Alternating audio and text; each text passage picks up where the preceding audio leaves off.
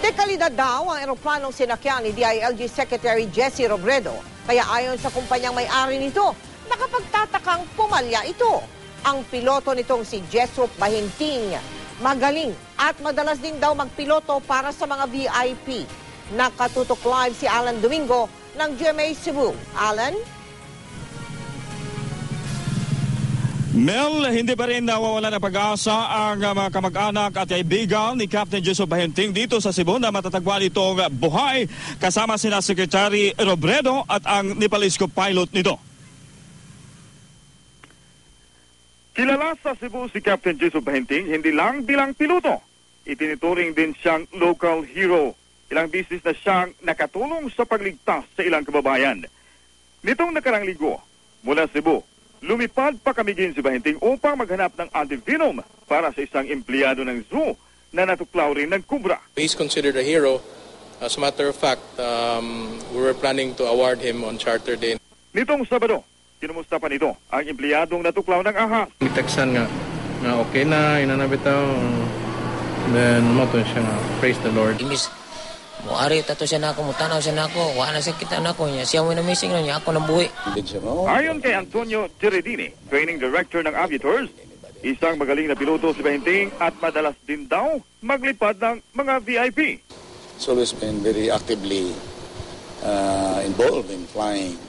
And most of his flights are mercy flights or medical evacuation flights. Noong Sabado, mismong si DILG Secretary Jesse Robredo Parao ang nag-request na si Bahinting pa ang magpiloto sa kanya. Captain Bahinting said no to the flight, but the Secretary doesn't want to fly with any other pilot except. So we would assume that they really know each other. Wala ring tuda ang Aviators sa kalidad ng eroplano na ginamit nila kina Secretary Robredo.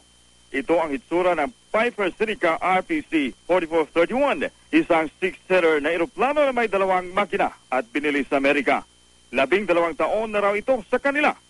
Tinuturing daw itong baby ni Captain Bahinting dahil ito ang kanyang paboritong eroplano.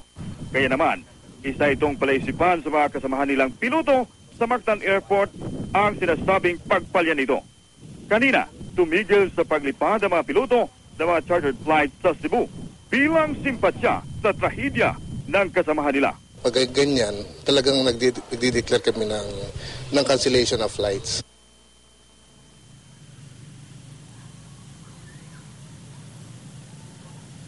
Mel, nakarating na sa bansa ang ama ng Nepalese pilot na si Tish Chan. Panganay na anak niya raw ito at pangarap na maging piloto. Samantalas, umasa siya na makita ang buhay ang kanyang anak at lubos naman ang pasalamat niya lalo na kay Pangulong Noynoy Aquino sa isinagawang rescue operation para sa kanyang anak, kay Secretary Robredo at Captain Bahinting. Mel? Maraming salamat sa iyo, Alan Domingo.